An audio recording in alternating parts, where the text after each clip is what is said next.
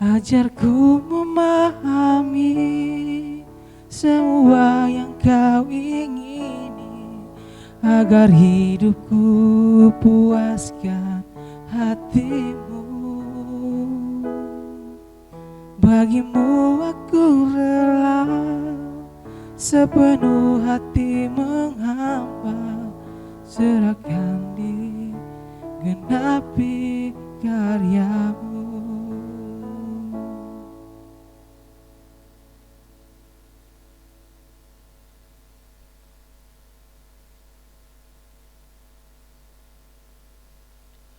Selamat pagi, saudara-saudari, Bapak Ibu seiman di dalam Tuhan Yesus Kristus. Shalom. Kita jumpa lagi dalam renungan di pagi hari ini yang terdapat di dalam 2 Timotius pasal 3 ayat 1 sampai dengan ayat yang ke-9.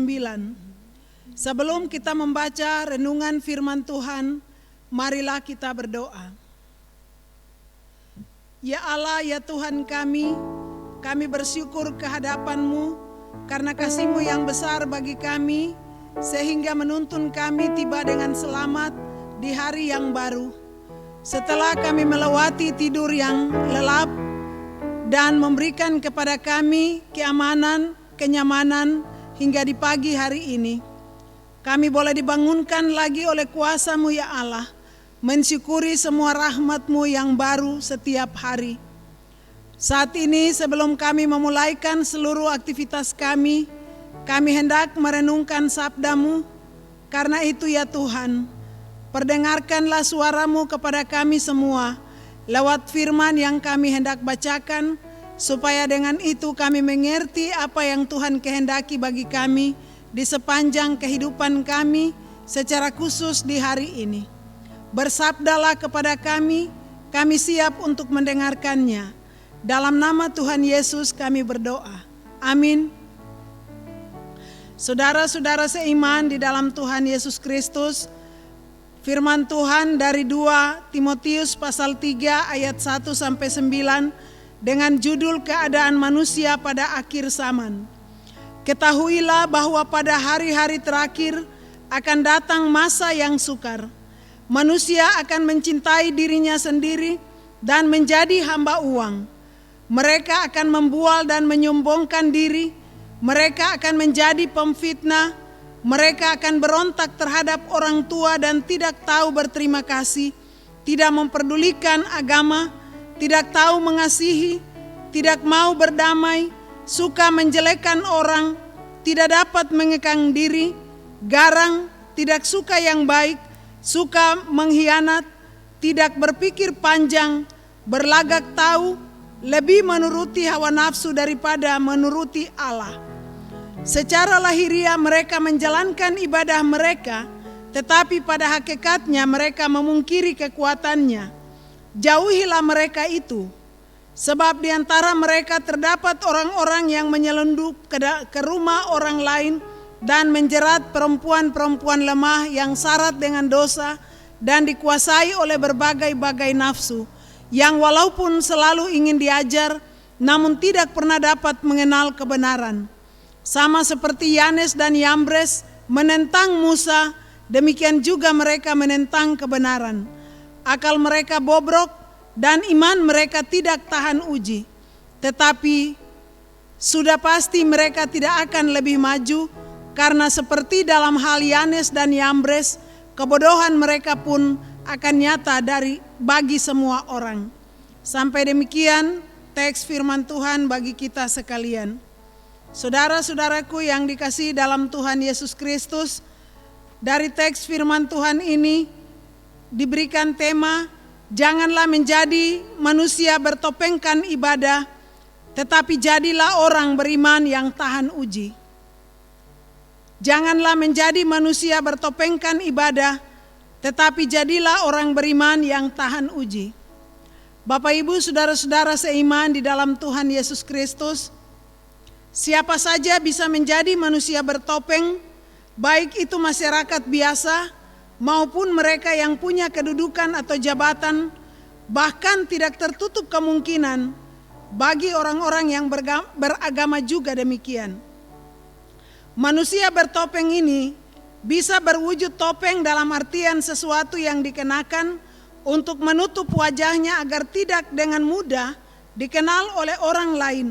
Tapi bisa juga berwujud ide-ide, motif-motif atau pikiran-pikiran tentang sesuatu hal yang maksud dan tujuannya merugikan orang lain dengan cara memperalat orang lain pula. Dengan bertopeng, orang tersebut akan dengan berani menteror sesama ataupun melancarkan aksi-aksinya demi mencapai maksud dan tujuan yang diinginkannya, meski menyusahkan dan mengorbankan orang lain.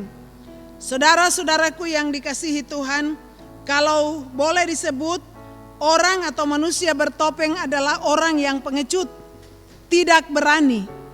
Alasannya adalah karena yang bersangkutan tidak secara terus terang atau terbuka menunjukkan wajah diri dan aksi-aksinya supaya dilihat dan diketahui langsung oleh publik, tapi hanya bersembunyi di balik topengnya maupun hanya memperalat orang lain.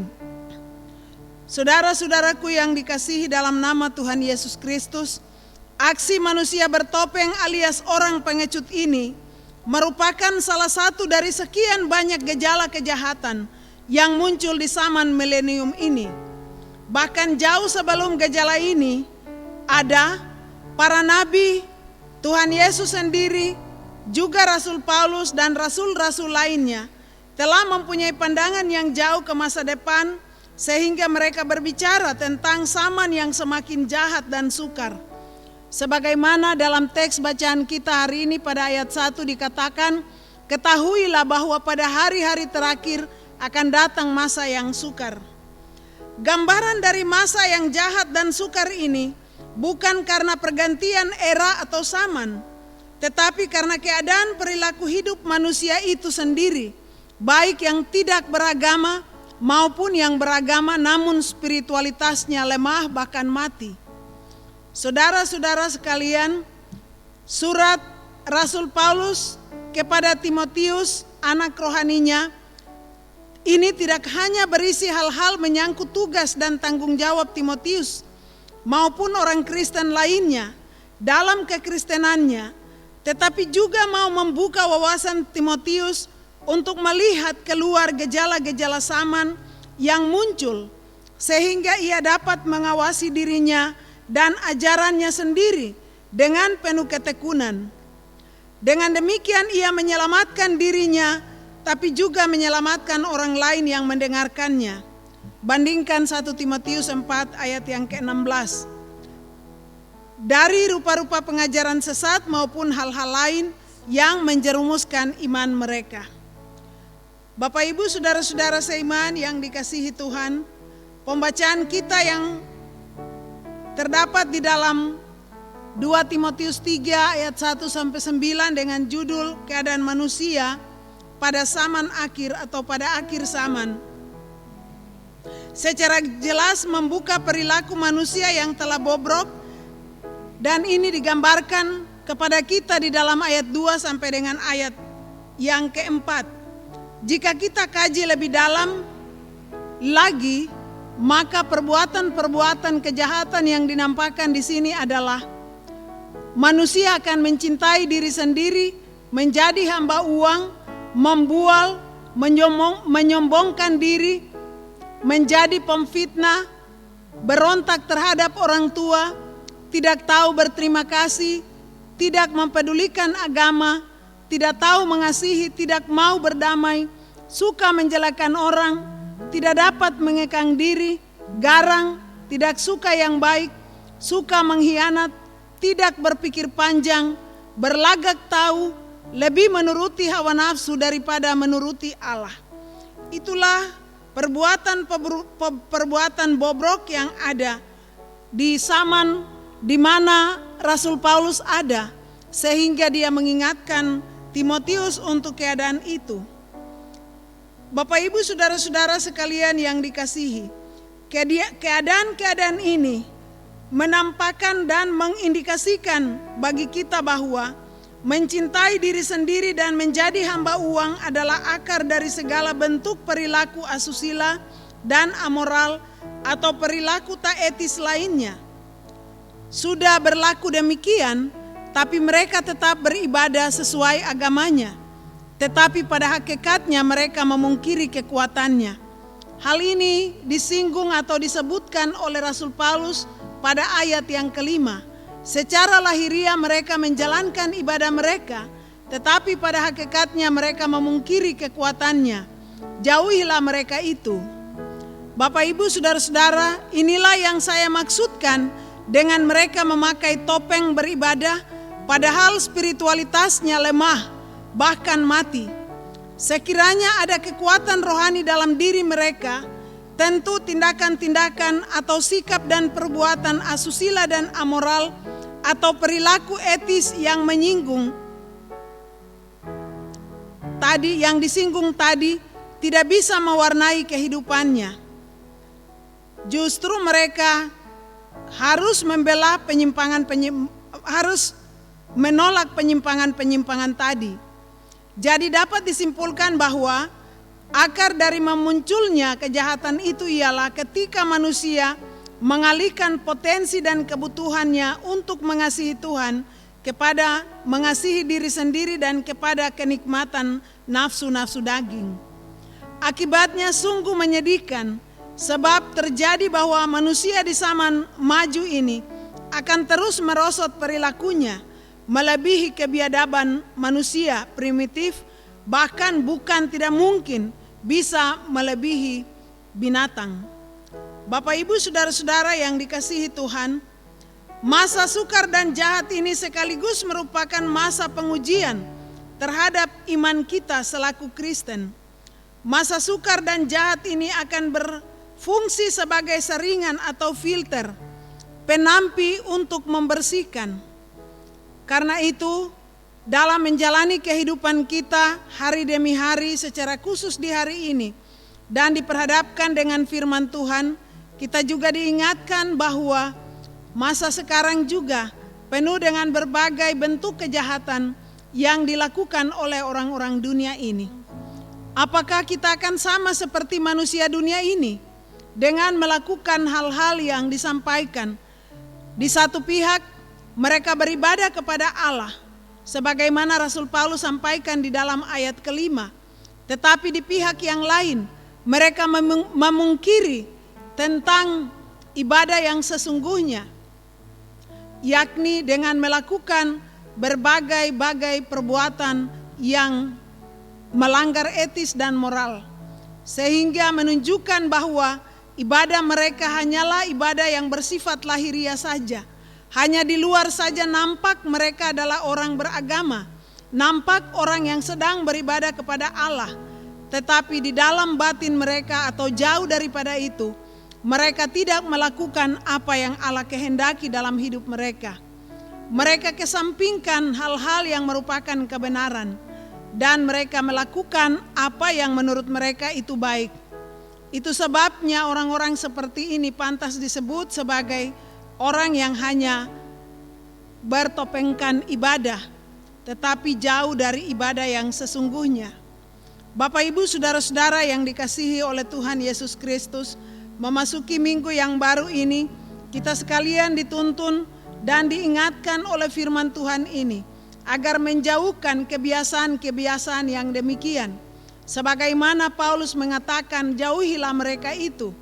Artinya Paulus tidak menghendaki agar orang-orang percaya, secara khusus Timotius, terpengaruh dengan semua kegiatan dan kebiasaan-kebiasaan kedagingan yang dinyatakan oleh orang-orang yang melakukan kejahatan bertentangan dengan ibadah mereka kepada Allah.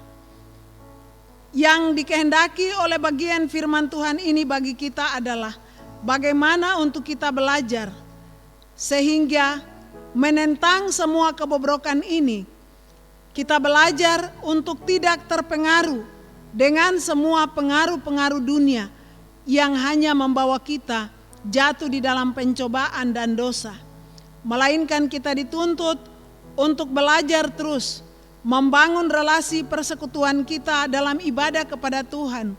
Dan ibadah ini kita tidak hanya nampakkan secara lahiriah, melainkan kita nampakkan di dalam batin kita, yaitu hati yang sungguh-sungguh mengasihi Tuhan, sehingga kita dapat membangun relasi persekutuan yang karib dan dekat dengan Tuhan. Dan itulah yang akan menjadi dasar bagi kita, sehingga mampu untuk menentang segala hal-hal yang bobrok yang jika sekiranya datang untuk mempengaruhi kehidupan kita. Di saat kita mampu untuk menghadapinya, maka disitulah iman kita dapat tahan uji terhadap apapun yang datang. Ketika iman kita tahan uji, maka kita mampu untuk menampakkan diri dan identitas kehidupan kita sebagai orang-orang beragama yang beribadah kepada Tuhan yang benar. Dengan demikian ibadah kita adalah ibadah yang berkenan kepada Allah, tapi sekaligus juga menjadi berkat kemuliaan Allah kepada orang-orang lain.